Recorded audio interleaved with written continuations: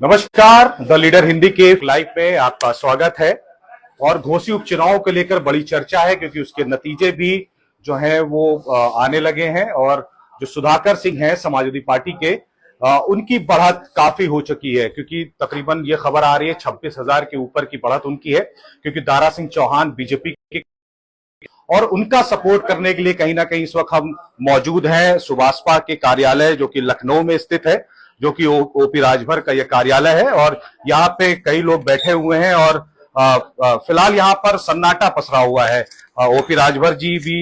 इस वक्त जो है वो पता नहीं कहाँ हैं। अरुण जी को मैंने कांटेक्ट किया, उनसे बात नहीं हो पाई है। तो कहीं ना कहीं जिस तरह से ओपी राजभर जी लगातार ये दावे करते थे कि अखिलेश यादव को घोसी उपचुनाव, कहीं ना कहीं जो दावे हैं वो कहीं ना कहीं अभी तक असर नहीं दिखा पा रहे हैं। तो कहीं ना कहीं जो सुभाषपा का दफ्तर आप देख सकते हैं, मैं दिखाना चाहूंगा कि ये पार्क रोड स्थित लखनऊ में इनका दफ्तर है, जो कि जब इन्होंने समाजवादी पार्टी को छोड़कर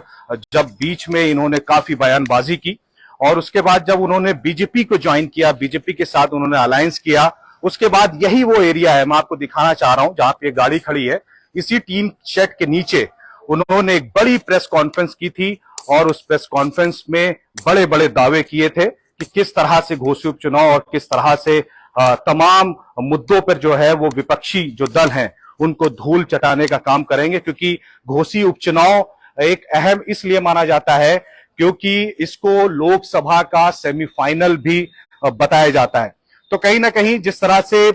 मैं यही दिखाना चाह रहा हूं कि जो कि सुभाषपा का कार्यालय है, एक टाइम पे यहाँ पे कार्यकर्ताओं की भीड़ लगती थी, लेकिन घोसी उपचुनाव के जब नतीजे जो हैं वो तो थोड़ा साफ होने लगे हैं, उसके बाद पूरे दफ्तर में जो है वो सन्नाटा पसरा हुआ है। अरुण राजभर यहाँ पर नहीं है, उनसे कांटेक्ट करने की भी हमने कोशिश की। ओपी राजभर भी यहाँ पर नहीं है, उनके जो बेटे हैं अरविंद राजभर वो भी नहीं है। तो कहीं ना कहीं जिस तरह से जो दावे हैं वो दावे इस वक्त असर करते हुए नहीं दिखाई दे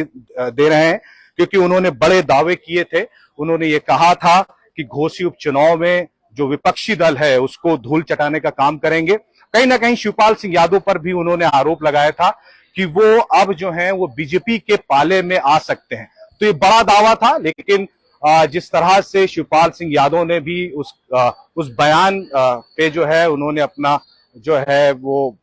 पूरा अपनी बयानबाजी दी थी। तो कहीं ना कहीं दिखाना चाह रहा हूं कि जो कि सुभाषपा का दफ्तर है, यहां पर सन्नाटा पसरा हुआ है, कोई नहीं है। तो ये घोसी चुनाव के नतीजे ही हैं जो कि इस दफ्तर में आज सन्नाटा पसरा हुआ। आगे क्या होगा, किस तरह से ओपी राजभर की रणनीति होगी, किस तरह से वो अपना अगला दांव चलेंगे, क्योंकि अभी तक उनका शपथ ग्रहण नहीं हुआ है, अभी उसकी डेट तक नहीं आई है। तो ये सबसे बड़ा सवाल है, क्या घोसी उपचुनाव के नतीजों के बाद उनको मंत्रिमंडल में जगह दी जानी चाहिए थी, या क्या आगे की रणनीति होती है, किस तरह से ओपी राजभर अपनी रणनीति को बनाते हैं, क्योंकि घोसी का उपचुनाव अब कहीं ना कहीं उसके नतीजे बीजेपी और ओपी राजभर के लिए इस वक्त मायूसी का सबब बनते हुए नजर आ रहे हैं। कैमरा पर्सन आयुष के साथ मुजाहिद जैदी, द लीडर हिंदी, लखनऊ।